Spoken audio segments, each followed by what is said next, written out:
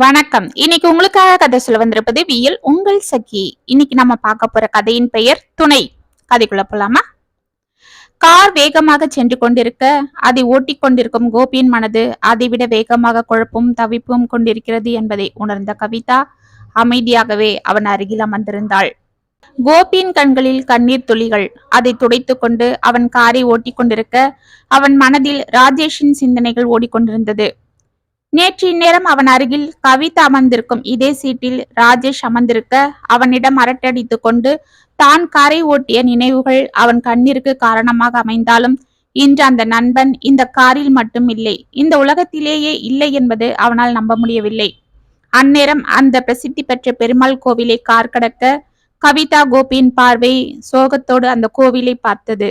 அதற்கு காரணம் 2 வருடங்களுக்கு முன்பு புவனாவுடன் ராஜேஷுக்கு காதல் திருமணம் இதே கோவிலில் நடக்க அதை தானும் கவிதாவும் முன்னின்று நடத்தியது அவனது நினைவுகளை புரட்டியது. என்னடா ராஜேஷ், என்னது இது? புது மாப்பிள்ள கலகலன்னு இருக்காம ஏதோ பதட்டத்தோட இருக்க, என்னடா என்று அவன் கழுத்தில் இருந்த மாலையை சரி செய்தான் கோபி. ஒன்னும் இல்ல கோபி, ஏதோ தைரியத்துல அம்மா அப்பாவை வீட்டுல இருக்கிறவங்களை எதிர்த்துக்கிட்டு நாங்க கல்யாணம் பண்ணிக்கிட்டாலும் மனசுக்குள்ள ஏதோ பயம் இருக்கு. எதுக்குடா? இல்ல, உனக்கே தெரியும் புவனாவை நான் எந்த அளவுக்கு காதலிக்கிறேன்னு. ஆமா, அவளும் என் மேல உயிரே வச்சிட்டு இருக்கா. அதுதான் எங்க எல்லாருக்குமே தெரியுமே என்று சிரித்தான் கோபி. ஆமாண்டா, அப்படிப்பட்ட பொண்ண நான் கடைசி வரைக்கும் பத்திரமா பாத்துக்கணுமேன்னு திடீர்னு கவலை வந்துடுச்சு. பெரியவங்க துணை இல்லாம நான் எப்படி அவளை என்று தலையை குனிந்து கொண்டான். ஏய், உனக்கு என்னடா குறைச்சல்? நல்ல படிப்பு இருக்கு, ஒரு நல்ல கம்பெனில வேலை இருக்கு, கை நிறைய சம்பாதிக்கிற, அவளும் படிச்ச பொண்ணு, அப்புறம் என்ன? அதுக்கு இல்லடா கோபி, நாளைக்கு அவளுக்கு உடம்பு முடியல இல்ல எனக்கு ஏதோ முடியலன்னா எங்களுக்குன்னு ஒரு ஆறுதல் சொல்ல யாரும் இல்ல. நாளைக்கு குழந்தை குட்டின்னு வரும்போது பக்கத்துல இருந்து பாத்துக்க கூட பெரியவங்க யாரும் இல்ல. ஏய், என்னடா நீ அதுக்காகவா கவலைப்படுற? ஏன் நாங்க இல்ல? உன் கூட பிறந்த தங்கச்சியா கவிதா இருக்கா, புவனா கண்ணனா நான் இருக்கேன். நாங்க உங்களை விட்டுட்டு போவோமாடா சொல்லு? எல்லார் போலவும் கல்யாணத்துக்கு வந்தம்மா, சாப்பிட்டு மொழிழுதுனம்மா, வாழ்த்திட்டு போனோமாண்ணா நாங்க இருப்போம்? நாங்க உங்க கூடவே இருப்போம். அப்படி சொல்லுங்கண்ணா.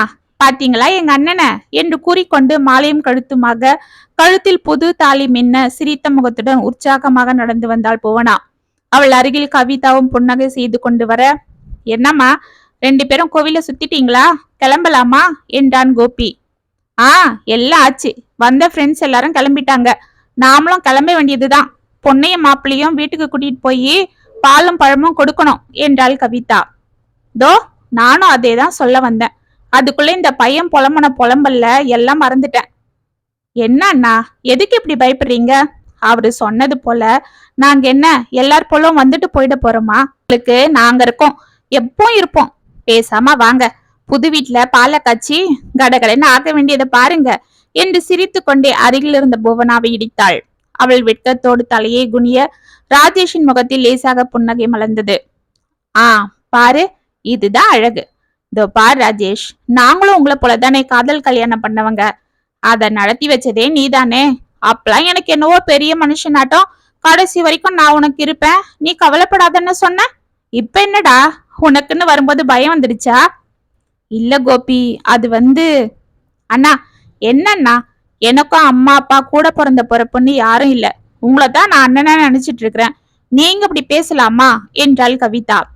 அம்மாடி கவிதா, நான் அந்த அர்த்தத்துல சொல்லல, நீ என்னைக்கு இருந்தாலும் என் தங்கதான் என்று பதறினான் ராஜேஷ்.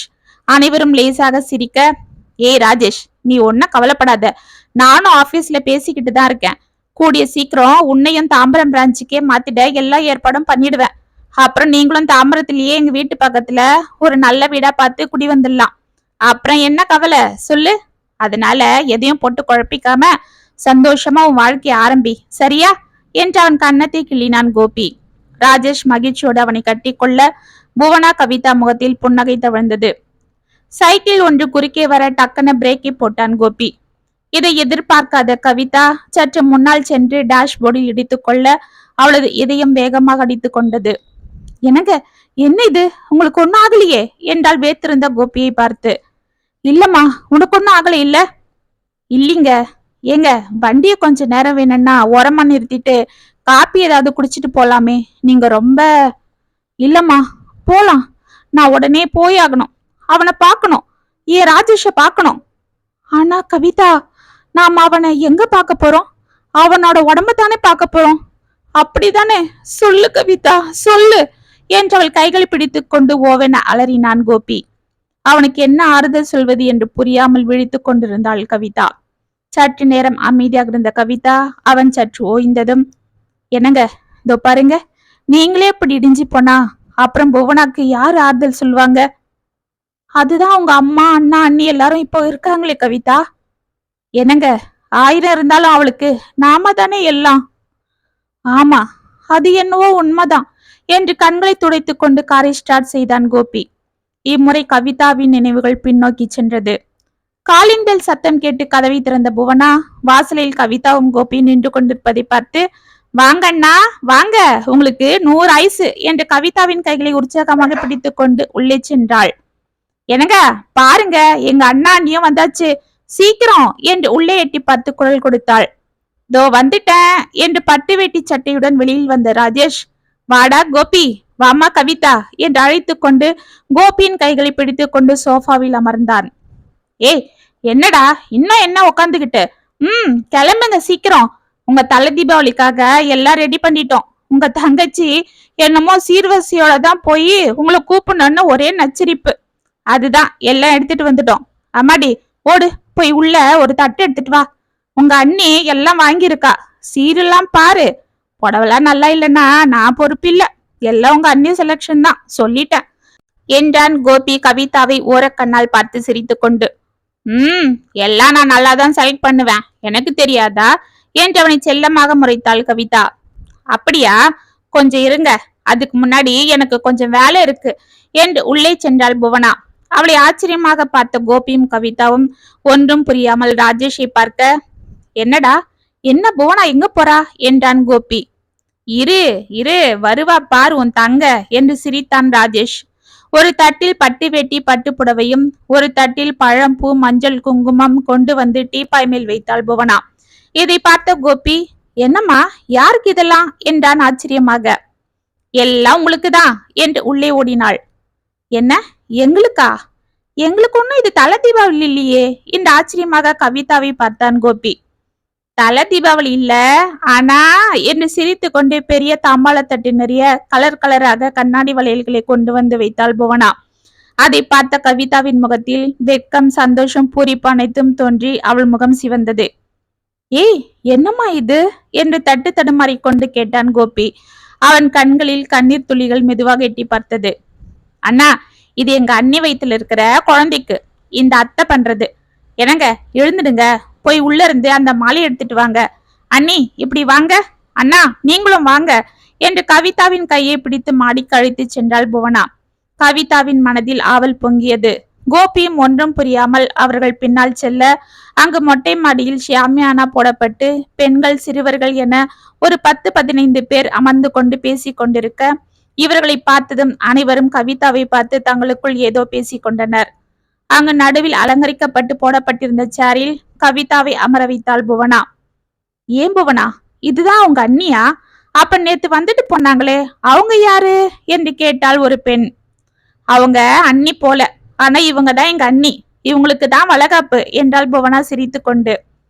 என்னம்மா சொல்ற புவனா, நேத்து யாரு வந்திருந்தாங்க என்றான் கோபி அதிர்ச்சியாக. அது ஒன்னும் இல்லடா, புவனாவோட அண்ணனும் அண்ணியும் வந்திருந்தாங்க. அவங்க அம்மா அழுது அமக்கலம் பண்ணாங்கன்னு தலை தீபாவளிக்கு எங்களை கூப்பிட வந்தாங்க. அப்படியா? ஆமாண்டா. அப்ப நீங்க உங்க அண்ணன் வீட்டுக்கு தான் போக போறீங்களா புவனா என்று சோகமாக கேட்டாள் கவிதா. ஆமா, எங்க அண்ணன் வீட்டுக்கு தான் போக போறோம், எங்க கோபி அண்ணன் வீட்டுக்கு என்று சிரித்தாள் புவனா. கவிதா கோபியின் முகம் மலர்ந்தது. புவனா, உங்க அண்ணன் வந்து உன்னை கூப்பிட்டுட்டு இருக்காரு, அங்க நீ போகலன்னா என்று தயங்கினான் கோபி. ஒன்னும் ஆகாது அண்ணா, அவனுக்கு என் மேல பாசம் எல்லாம் ஒண்ணும் இல்ல. அப்படி இருக்கிறவன் கல்யாணத்துக்கே வந்து எங்களை வாழ்த்திருப்பான், எங்க கல்யாணத்தை எடுத்து நடத்திருப்பான். நான் காதல் கல்யாணம் பண்ணிக்கிறேன்னு சொன்னதும் உண்மையா அவனுக்கு சந்தோஷம்தான் தெரியுமா. ஏன்னா அப்பதான் என் மேல கோவப்பட்டு என்ன கட்டின புடவையோட வெளியில அனுப்பிடலாம், பழைய கூட என் தலையிலேயே போட்டுடலாம். அவனுக்கு பழியும் இல்ல, பணமும் மிச்சம். இப்போவும் நான் அங்க வரமாட்டேன். நான் ரோஷக்காரின்னு அவனுக்கு தெரியும். இருந்தாலும் ஏன் கூப்பிட வந்தான்னா அவன் பொண்டாட்டி சொல்லிருப்பா. உங்க அம்மா சொல்லி நம்ம கூப்பிடாம இருந்துட்டா நாளை பின்ன சொத்து பிரிக்கும் போது பிரச்சனை வரும். அதுவும் இல்லாம நாங்க எத்தனை வாட்டி கூப்பிட்டாலும் அவதான் மதிக்கல. நாங்க என்ன பண்றதுன்னு ஊர்ல சொல்லிக்கதான். இப்படி பணத்தாசைக்காக பாசத்தை காட்டுற அண்ணனை விட எந்த எதிர்பார்ப்பும் இல்லாம என்கிட்ட பாசமா இருக்கிற நீங்களும் அண்ணியுமே எனக்கு போதும். புவனா, உங்க அண்ணனுக்காக இல்லைனாலும் உங்க அம்மாக்காக என்று கவிதா தயக்கத்தோடு கூற, அண்ணி, எங்க அம்மா அந்த காலத்து பழக்க வழக்கத்துல ஊறி போனவங்க. 1000 இருந்தாலும் பையன் நம்மளை வெறுத்தே ஒதுக்குனாலும் நமக்கு பையன் தான் வாரிசு, பொண்ணு அடுத்த வீட்டுக்கு போறவன்னு நினைக்கிற ஆளு. பாருங்க, என் மேல பாசமே இருந்தாலும் அவங்க என்னை பார்க்கல. அவங்க என்னை கூப்பிடல. எங்க அண்ணாவும் அண்ணியும் தான் போகணும். அவங்க சம்மதத்தோட தான் நான் அங்க வரணும்னு நினைக்கிறாங்க என்று கண்களை துடைத்து கொண்டாள். புவனா என்று அவள் கைகளை பிடித்து கொண்டாள் கவிதா. அட, அது இருக்கட்டும், நீங்க வாங்க. எங்க அண்ணிக்கு இப்ப வளகாப்பு நடத்தணும். எங்க அண்ணி முழுகாம இருக்கும் போதே நல்ல விஷயமா பேசணும் என்று அவளுக்கு நலங்கு வைத்து வளையல்களை அடுக்கினாள் புவனா. அனைத்து பெண்களும் கவிதாவிற்கு வளையல்களை அடிக்க கோபி கவிதா முகத்தில் புன்னகை தவிழ்ந்தது. இதெல்லாம் எனக்கு யாரு பண்ணுவான்னு உன் தங்கச்சி புலம்பிக்கிட்டே இருந்தாடா என்றான் கோபி ராஜேஷை பார்த்து கண்களை துடைத்து கொண்டு. ஏய், என்னடா, அவ யாரு? என் தங்க. பாரு, என் தங்கச்சிக்கு மகன் பிறக்கட்டும், இந்த தாய் மாமா ஊரையே கூப்பிட்டு கடா வெட்டி விருந்து போட்டுட மாட்டேன் என்று சிரித்தான் ராஜேஷ். அப்ப பொண்ணு பிறந்தா கோழி அடிச்சு விருந்து வைப்பீங்களா என்றாள் புவனா கேலியாக. இதை கேட்டு கோபி சிரிக்க, அப்ப நாங்க என்ன விருந்து வைக்கணுமோ? ஆடா கோழியான்னு தெரியலையே என்று சிரித்தாள் கவிதா. இப்பத்திக்கு ஆடும் இல்ல கோழியும் இல்ல என்றாள் புவனா. ஏன் என்று கவிதாவும் கோபியும் ஒரே குரலில் கேட்க ராஜேஷ் அவளை அமைதியாக பார்த்து கொண்டு புன்னகை செய்தான். எனக்கு இப்பத்திக்கு குழந்தை வேண்டாம். ஏன்னா அப்புறம் எங்க வீட்டுக்காரரை நான் கவனிக்க முடியாது. குழந்தை பிறந்தா அது கூட தான் இருக்கணும். அப்புறம் அவர் தனியா ஃபீல் பண்ணுவாரு. அதை என்னால தாங்க முடியாது. அதனால தான் என்று மெதுவாக கூறிவிட்டு சிரித்தாள். ஓ, அப்படியா? உங்க அவரு மேல அவ்வளோ பாசமா என்று கவிதா கேலியாக கேட்டுவிட்டு சிரிக்க அனைவரும் சிரித்தனர். இப்படியே அவர்கள் வாழ்க்கை இன்பமாக ஓடிக்கொண்டிருக்க கவிதா ஒரு அழகான பெண் குழந்தையை பெற்றெடுத்தாள். அனைவரும் மகிழ்ந்தனர். இதற்குள் ராஜேஷிற்கும் கோபி பணிபுரியும் பிரான்ச்சிலேயே மாற்றலாக ராஜேஷிற்கு பணி உயர்வு வந்து சம்பளமும் அதிகமானது. வசதி வாய்ப்புகள் சற்று அதிகரித்து கொண்டிருக்க போனாவின் அண்ணனும் அண்ணியும் தனது தங்கையை பார்க்க அடிக்கடி வருவதும் போவதும் என இருக்க ஆரம்பித்தனர். ஆனால் புவனா தாம்பரத்திலேயே வீடு பார்க்க சொல்லி ராஜேஷை வற்புறுத்தி கொண்டிருக்க அன்று ராஜேஷ் கோபியுடன் காரில் அலைந்து திரிந்து அவர்கள் வீட்டு அருகிலேயே ஒரு வீட்டை பார்க்க ராஜேஷிற்கு சந்தோஷம் பிடிபடவில்லை. இந்த மகிழ்ச்சியான விஷயத்தை புவனாவிடம் கூற வேண்டும் என்று வீட்டிற்கு சென்றான். அன்று தனது நண்பனை மகிழ்ச்சியோடு வழி அனுப்பிய கோபி அவனை காணப்போவது அன்றுதான் கடைசி நாள் என்பதை தெரியாமல் அவர்கள் தங்களது வீட்டு அருகில் வந்ததும் எப்படி மகிழ்ச்சியாக இருக்கும் என்பதை பற்றி கவிதாவோடு பேசிக் கொண்டிருந்தான். மறுநாள் காலை ராஜேஷிற்கு ஹார்ட் அட்டாக் என்று போன் வர கோபியின் காதில் அந்த செய்தி மின்னலாக பாய்ந்தது. கார் பட்டென்று நிற்க அதிலிருந்து இறங்கி உள்ளே விரைந்தனர் கோபியும் கவிதாவும். தனது நண்பன் உயிரற்ற உடலாக எந்த சலனமும் இன்றி ஐஸ் பாக்ஸில் படுத்திருக்க உயிரோடு இருந்தும் அதே நிலைமையில் அமைதியாக அருகில் அமர்ந்திருந்தாள் புவனா. அவளை பார்த்து அதிர்ச்சியோடு அவள் அருகில் ஓடிய கவிதா அவள் முகத்தை நிமிர்த்த அவளை வெறிக்க பார்த்த போனாவின் கண்களில் எந்த உயிரோட்டமும் இல்லை. அண்ணி, அண்ணி, வந்துட்டீங்களா? பாத்தீங்களா அவரை என்று அமைதியாக கேட்டாள். புவனா என்று அவளை கட்டி கொண்டு அழுதாள் கவிதா. கோபி கதறி ஓய்ந்த பிறகு அவரிடம் வந்த ஒரு நபர், சார், உங்க ஆபீஸ் ஆளுங்களுக்கு இன்னும் விஷயம் சொல்லல. நீங்க வந்ததும் பேசிக்கலான்னு புவனாவோட அண்ணன் சொன்னாரு. உங்களுக்கு தான் தெரியுமா, அதனால நீங்க கொஞ்சம் அவங்களுக்கு போனை போட்டு சொல்லிடுங்க என்று கூற கோபி போன் எடுத்துக்கொண்டு பின்னால் சென்றான். போனில் நம்பரை எடுத்து அழுத்தி கொண்டிருந்த கோபி ஏதோ சத்தம் கேட்டு சற்று நேரம் அந்த திசையை பார்க்க அங்கு மரத்தின் பின்னால் போனாவின் தாயிடம் அவளது அண்ணனும் அண்ணியும் ஏதோ காரசாரமாக பேசி கொண்டிருப்பது தெரிந்தது. இதோ பாருங்க அத்தை, சும்மா உங்க பொண்ண அங்க கூட்டிட்டு வரணும், நாமளே இனி பாக்கணும்னு அதே பாட்டை பாடிட்டு இருக்காதீங்க. நம்மள மதிக்காம போனதாலதான் இன்னைக்கு அவளுக்கு இந்த நிலைமை. சரிம்மா, ஏதோ சின்ன பொண்ணு அப்படி பண்ணிட்டா, இன்னும் அதையே பேசிட்டு இருந்தா எப்படி? அதுதான் எல்லாம் சரியாகி நாமளும் அவளை பார்க்க செய்யன்னு வந்துகிட்டு தானே இருந்தோம் என்றாள் அவளது தாய் தேம்பிக் கொண்டு. சரிம்மா, அது என்னவோ சரிதான். ஆனா அப்ப நிலைமை வேற, இப்ப நிலைமை வேற. இப்ப நாம இவளை கூட்டிட்டு போயிட்டா அப்புறம் அவங்க மாமியார் வீட்டு ஆளுங்க சுத்தமா அவளை கைய கழுவி விட்டுருவாங்க. அப்புறம் நாம தான் கடைசி வரைக்கும் வச்சு பார்க்கணும்.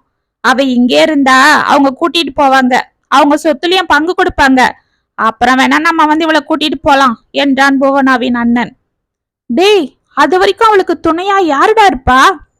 அம்மா சும்மா இருங்க, எல்லாம் முடிஞ்சுதான் பேசாம கிளம்புங்க. நாம இங்க இருந்தா அவங்க அவளை கூட்டிட்டு போக மாட்டாங்க. நான் சொன்ன அதுல அர்த்தம் இருக்கும்.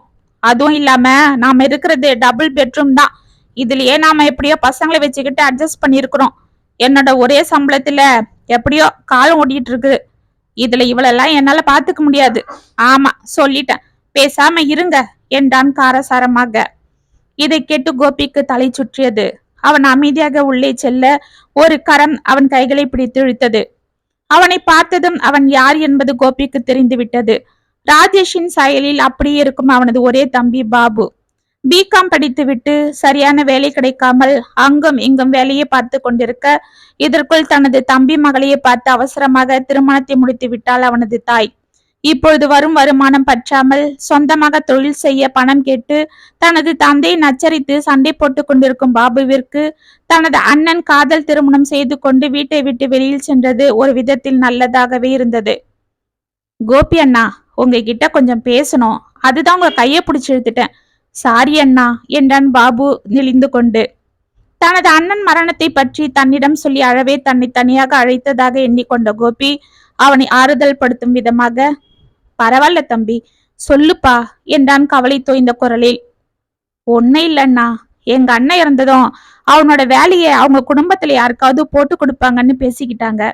அந்த வேலையை எனக்கு கொடுக்க சொல்லி நீங்க கொஞ்சம் ரெக்கமெண்ட் பண்ண முடியுமான்னு. ஏன்னா எங்க அன்னைக்கு ஏதாவது கொடுத்துட்டா அப்புறம் நான் ஒன்னும் செய்ய முடியாது. அதுவும் இல்லாம எனக்கு இப்போதைக்கு சரியான வேலையும் இல்ல. பிசினஸ் பண்ண பணம் கேட்டா அப்பாவும் தரமாட்டேன்றாரு. கல்யாணம் வேற ஆயிடுச்சு, என் பொண்டாட்டி வர்ற வருமானம் பத்தலன்னு நச்சரிக்கிறா என்றான். அவனை அதிர்ந்து பார்த்த கோபி, தம்பி அந்த வேலை புவனாக்கு கொடுத்தா? அண்ணா, எங்க அன்னைக்கு என்ன, அவங்க அம்மா வீட்டுக்கு போயிட போறாங்க. அங்க போனா அப்புறம் அவங்க அண்ணன் பாத்துக்க மாட்டாரா? எங்க அம்மாவும் அதுதான் சொன்னாங்க. அப்ப நீங்க அவளை கூட்டிட்டு போகலையா? அதெல்லாம் முடியாது தம்பி, என் புள்ளியே இல்லைன்னு ஆனதும் அவ யார் எங்களுக்கு என்று கூறிக்கொண்டு அங்கு வந்தாள் ராஜேஷின் தாய். அம்மா, அவ உங்க மருமக? ஆமா மருமக. என்ன ஜாதகமோ என்னமோ, வந்த 2 வருஷத்துல என் புள்ளைய வாயில போட்டுக்கிட்டா. இனி இவளை கூட்டிட்டு போய் நாங்க வேற வச்சுக்கணுமா? அதெல்லாம் முடியாது என்று தீர்க்கமாக சொன்ன அவளை பார்த்து கொண்டு அமைதியாக உள்ளே வந்தான் கோபி. ஐஸ் பாக்ஸில் இருக்கும் தனது கணவனின் முகத்தை பார்த்து கொண்டு அசையாமல் அமர்ந்திருக்கும் புவனாவை பார்த்ததும் கோபிக்கு துக்கம் தொண்டையை அடைத்தது. 10 நாட்கள் அனைத்தும் முடிந்து வந்திருந்த சொந்தங்கள் அனைவரும் கிளம்ப புவனாவை யார் அழைத்து செல்வது என்ற கேள்வி வந்தது. அவள் எதற்கும் பதில் அளிக்காமல் அமைதியாக இருந்தாள். இந்த அமைதியை பயன்படுத்தி கொண்டு ஆளுக்கு ஒரு பக்கம் அவளை பந்தாட, இதோ பாருங்க, அவளை யாரும் கூட்டிட்டு போக வேண்டாம். நான் ஆபீஸ்ல பேசி ராஜேஷோட வேலைய புவனாக்கே வாங்கி கொடுத்துட்டு ஏற்பாடு பண்ணிட்டேன். இன்னொரு வாரத்துல அவள் டியூட்டில ஜாயின் பண்ணலாம் என்றான். இதை கேட்டு அவள் கவிதாவையும் கோபியையும் பார்க்க, ஆமா புவனா என்று தலையாட்டினாள் கவிதா. ஓடி சென்று அவளை கட்டி கொண்டாள் புவனா. அவளது கண்ணீர் அவள் தோள்களை நனைத்தது. ராஜேஷின் குடும்பத்தார் பேசாமல் விரைந்து வெளியே செல்ல, அப்புறம் என்ன, அதுதான் வேலை வந்துடுச்சே, சரி வா புவனா, நாம வீட்டுக்கு போகலாம் என்றான் அவனது அண்ணன். புவனாவின் தாய் அதிர்ந்து அவனை பார்க்க ஆவேசமாக கவிதாவின் தோள்களில் இருந்து தலையெடுத்த புவனா, தயவு செஞ்சு வெளியில போயிடு என்று வாசலை காண்பித்தாள். பாத்தீங்களா உங்க தங்கச்சிய என்று அவளது அண்ணி கோபத்தில் சீறிக்கொண்டு வர, ஏய் பேசாம போடி என்று கையை காட்டினாள் புவனாவின் தாய். அனைவரும் அதிர்ந்து அவளை பார்க்க, அம்மாடி என்ன மன்னிச்சிடு, இந்த பணத்தாச மிருகங்களுக்கு வேலைக்காரியா இருக்கிறதுக்கு என் தங்கத்துக்கு துணையா நான் உன் கூடவே இருந்துடுறேன் என்றால் அவளை கட்டி கொண்டு. ஒரு வாரத்தில் தங்கள் வீட்டின் அருகில் ராஜேஷ் பார்த்த வீட்டில் புவனாவும் அவளது தாயையும் குடி வைத்தான் கோபி. ராஜேஷின் பணியில் அவள் சேர அவனது சீட்டில் அவளை பார்க்கும் ஒவ்வொரு நிமிடமும் அவனுக்கு ராஜேஷின் நினைவு வாட்டி கொண்டிருந்தது. துணையின்றி இந்த வயதில் அந்த பாச கொடி வாடி வதங்கி இருப்பதை பார்த்து வெம்பிக் கொண்டிருந்தான். அன்று ஆபீஸில் இருந்து சோர்வாக வந்து அமர்ந்து ஏதோ யோசனையோடு இருந்த கோபியின் அருகில் சென்று அமர்ந்த கவிதா, என்னங்க, எதுக்கு இந்த ஆபீஸ்ல இருந்து வந்ததுல இருந்து டல்லா இருக்கீங்க என்றாள். ஒன்னும் இல்ல கவிதா, நம்ம புவனாவை பத்தி தான் கவலையா இருக்கு. ஏங்க, என்னாச்சு? ஒன்னும் இல்ல, வாழ வேண்டிய வயசுல அவ வாழ்க்கை இப்படி ஆயிடுச்சு. அவளை ஆதரிக்க வேண்டிய அண்ணனும் அவளை தூக்கி எறிஞ்சிட்டான். மாமியார் வீட்லயும் அவளை ஒதுக்கிட்டாங்க. வயசான அம்மா துணையோட அவ எத்தனை காலத்துக்கு தான் இப்படி இருக்க முடியும்? அதுக்கப்புறம் அவளுக்குன்னு ஒரு துணை வேண்டாமா? எனக்கும் அந்த கவலை தாங்க. ஆனா அவ ராஜேஷ் அண்ணா மேல உயிரியே வச்சிட்டு இருந்தா. இப்ப அவகிட்ட நம்ம 2வது கல்யாணத்தை பத்தி பேசுறான். அவ என்ன ஆவா? அதுக்காக அவளை அப்படியே விட முடியாது கவிதா. அதுவும் இல்லாம அவளை எங்க ஆபீஸ்லயே சில கண்ணுங்க பாக்குற விதம் என் மனசுல பயத்தை ஏற்படுத்துது. வாழ்க்கையில எந்த பிடிப்பும் இல்லாம அவ எப்படி வாழ்வா? அவ சின்ன பொண்ணு. நாம தான் அவளுக்கு பக்குவமா எடுத்து சொல்லணும் என்று அவன் கூறி கொண்டிருக்க, அண்ணா, அண்ணி என்று உற்சாகமாக அழைத்து கொண்டு புவனா வர அவளை ஆச்சரியமாக பார்த்து கொண்டு இருவரும் அதிர்ந்தெழுந்தனர். அண்ணா, அண்ணி, இந்தாங்க ஸ்வீட் என்று தனது கையில் இருந்த ஸ்வீட் பாக்ஸை அவர்களிடம் நீட்டினாள் புவனா. அம்மாடி, என்னன்னா கண்ணு, எதுக்கு ஸ்வீட்டு என்றான் கோபி தடுமாறிக்கொண்டு. இத்தனை நாட்கள் வாடி வதங்கியிருந்த அவள் முகம் ஏதோ பொலிவோடு என்று மின்னுவதை பார்த்த கவிதாவிற்கு ஒன்றும் புரியவில்லை. சிரிப்பையே அவள் மறந்து விட்டாளோ என்று அவள் நினைத்து கொண்டிருக்க, இன்று சிரித்த முகத்துடன் அவளை பார்த்ததும் ஒன்றும் புரியாமல் அதிர்ந்தாள். என்ன 2 பேரும் அப்படி பாக்குறீங்க? உங்ககிட்ட நான் ஒரு சந்தோஷமான செய்தி சொல்லணும். என்னம்மா, என்ன? அண்ணா, எனக்கு ஒரு துணை வந்தாச்சு. என் வாழ்க்கைக்கு ஒரு அர்த்தம் வந்தாச்சு. நான் இனிமே என் வாழ்க்கைய சந்தோஷமா வாழ போறேன் என்று வெட்கத்தோடு தலையை குனிந்து கொண்டு சிரித்தாள் புவனா. அவளை ஆச்சரியமாக பார்த்த கவிதா கோபியை பார்க்க அவனது முகத்தில் சந்தேகம் தோன்றியது. என்ன இவ, தனக்குன்னு ஒரு துணையை தேடிக்கிட்டாளா? ஒருவேளை ஆபீஸ்ல யார்கிட்டயாவது மனச பறி கொடுத்துட்டாளா? அப்படி இவ மனச மாத்தினது யாரா இருக்கும் என்று அவன் யோசித்து கொண்டிருக்க, அண்ணா, என்னன்னா யோசிக்கிறீங்க? உங்க ஃப்ரெண்டு திரும்பவும் வந்துட்டாரு என்றாள் புவனா. என்னம்மா சொல்ற? ஆமா அண்ணா, அவர் அடுத்த பிறவி எடுத்து என் வயித்துல என் குழந்தைய வந்துட்டாரு. எனக்கு துணைய வந்துட்டாரு. ஆனா இந்த வட்டி என் மகனா வந்திருக்காரு என்றாள். இத்துடன் துணை கதை முற்றும். உங்களுக்கான எழுதின இந்த கதை உங்களுக்கு பிடிச்சிருந்தா கமெண்ட்ஸ்ல சொல்லுங்க, லைக் பண்ணுங்க, ஷேர் பண்ணுங்க, மறக்காம சப்ஸ்கிரைப் பண்ணிக்கோங்க. மீண்டும் நாளைக்கு வேற ஒரு சுவாரஸ்யமான கதையோட உங்களை சந்திக்கிறேன். அது வரைக்கும் இனிப்பிலே இருங்க. இப்படிக்கு வியல் உங்கள் சகி.